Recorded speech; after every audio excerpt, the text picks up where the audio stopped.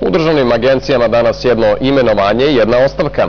Vlada Srbije postavila je Vidu Uzelac za vršioca dužnosti direktora Agencije za privatizaciju. Na drugoj strani, šef Agencije za strana ulaganja i promociju izvoza Božidar Laganin podneo je zahtev za razrešenje. Kao razloge za ostavku Laganin navodi da ga lično proganja ministar privrede Saša Radulović, kao i da ne želi da svojim prisustvom opterećuje rad SIEPA. Istovremeno, iz redova URS-a iznete su kritike na račun ministra privrede i njegove odluke da ugasi SIEPA-u. Ovim navodima, ali i stvarnim razlozima za gašenje SIEPA, stupiranju rada Fonda za razvoj i sudbinu zaposlenih u 153 preduzeća u restrukturiranju, za Dnevnik govori ministar Saša Radulović, sa kojim razgovara Vesna Damjanić-Branković. Dobro večer, gospodine Raduloviću. Evo, čuli smo, gospodin Laganin je podneo ostavku, naveo je da je to uradio jer ga vi lično proganjate, a samo da podsjetimo, Ministarstvo privrede je podnelo krivičnu prijavu protiv gospodina Laganina zbog nesavesnog rada. Kako vi razumete ove navode? Pa, Ministarstvo privrede je sprovelo kontrolu rada SIEPA, utvrdili smo brojne zloupotrebe i nesavestan rad. Zbog toga smo i podnijeli vladi zahtev za razrešenje gospodina Laganina. To je prošlo kadrovsku komisiju i treba da ide na vladu, tako da je u međuvremenu stigla ova njegova odluka da se sam povuče. Kako razumete to da ga vi lično proganjate? Pa to jednostavno nije istina. Ja sam sa njim imao jedan razgovor i to na samom početku mandata.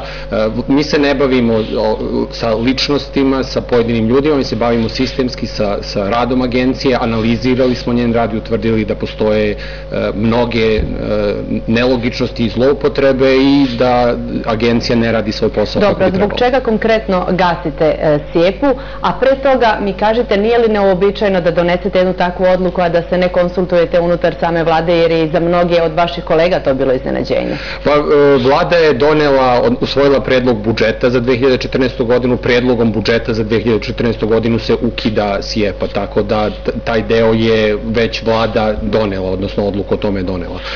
Što se tiče ovih... Ali mnogi su bili iznenađeni kada su čuli da se ipak SIEPA ukida. Zaista o tome ne mogu mnogo da kažem. Budžet koje je Ministarstvo privrede predložilo vladi, koje je vlada usvojila, koje se nalazi pred Skupštinom, govori u stvari, opredeljuje šta je sa subvencijama naredne godine, takođe i šta je sa... Dobro, i zašto gasite? Pa zato što je neefikasna institucija, čitav ovaj model subvencija koje smo koristili do sada, mislim da je dao jako loše rezultate, mislim da to građani Srbije mogu lako da vide po standardu života.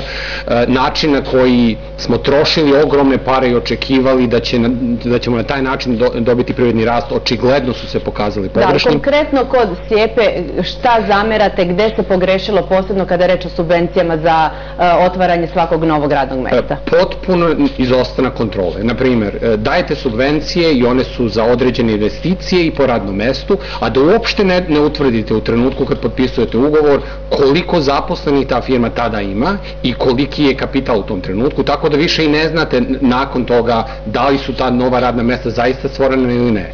Pa onda imamo situacije u kojima radnici dobiju otkaz na jedno mesto, recimo 1. maj u Pirotu, pojave se na birovu za jedan dan, a nakon toga dobiju subvencije po radnom mestu. Da, na sve te vaše tvrdnje iz URS-a, posebno Mlađana Dinkića koji je i formirao agenciju, kažu da kontrole ima, da postoji mehanizam, da se novac dodeljuje u 4 puta i svaki put da se ispituju ugovorne obaveze i da vi praktično samo bacite prašinu u oči. To naravno nije tačno, mi smo sproveli opsežne kontrole, na sajtu ministarstva možete nađete saopštenja, kao i detaljne podatke o tome kojim kompanijama je dodeljen novac. Je li ima kontrola ili nema kontrola? Kontrole nije bilo, kontrole sada svakako ima. I kontakti sa investitorima i pribavljamo sve podatke koji su potrebni i nadalje će se kontrole vršiti. Dobro, kada smo kod URS-a, danas vas je URS prozvao i za ono što ste radili pre nego što ste postali ministar privrede. Kažu da ste bili stečajni upravnik u 15 preduzeća, da ste okončali postupak u svega 2 preduzeća, da ste sve vreme primali naknade kao da ste uspeli da okončate u svih 15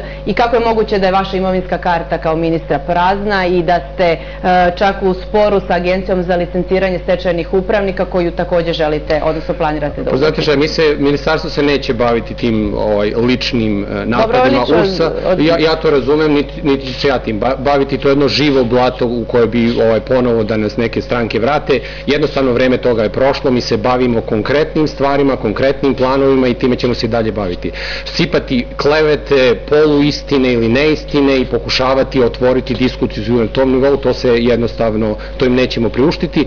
Samo ćemo razgovarati o stvarima koje su zaista bitne za građane Srbije, a to je kako rade rade institucije, koje rezultate postižemo, kako nam funkcioniše privreda i pitanja koje su suštinski bitne za građane Srbije. Pitanja koje su suštinski bitne jeste i fond za razvoj. Za malo da ugasite i taj fond.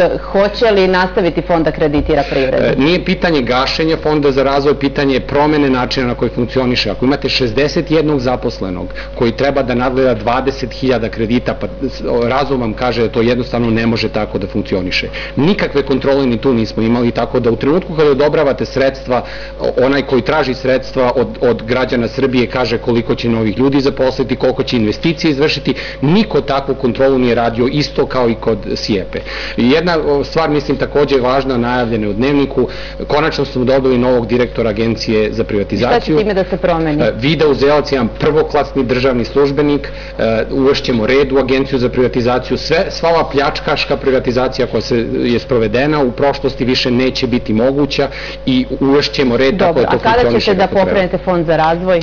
Fond za razvoj treba da ispita metode, odnosno načine kako daju kredite, da bi se ponovo otvorio i mogao dalje da funkcioniše, ali ne može po ovim osnovama. Znači, idemo ka garantnom fondu, idemo preko komercijalnih banaka kako bi kroz taj sistem u stvari digli kreditiranje cijeloj privredi i kako ne bi bilo selektivno, znači kako ne bi ministar mogao da odlučuje ko dobija sredstva, nego da kamatne stope za celu privredu padnu. Ova perpetuum mobile ekonomija koju smo vodili sada jednostavno ne može da funkcioniše. I da završimo kritikama, one ne dolaze samo na vaš račun samo iz redova opozicije, nego iz vrha vladajuće koalicije. Kažu da nemate dovoljno takta u vašim izjavama i nedovoljno razumevanja za radnike u preduzećima u restrukturiranju. Ja mislim da imam razumevanja za radnike u restrukturiranju, imam dovoljno razumevanja za njih, međutim, govoriti ljudima nešto što nije istina, mislim da i oni to prepoznaju, u direktnim razgovorima sa njima oni mnogo bolje razumeju stanje u kojem se preduzeća nalaze, pristupamo tom problemu ozbiljno i odgovorno, velika sredstva su odvojena da bi pomogli ljudima u ovom procesu tranzicije, ali ako ne postavimo ekonomiju na zdrave noge, propašćemo svi zajedno. Znači, to mora da se desi, ja vidim, ljudi to vide i u tome i vidim optimizam da ćemo uspeti da pređemo preko ovoga i da dođemo na zdrave grane. Hvala vam na gostovanju u Drugom dnevniku. Branko, izvoli.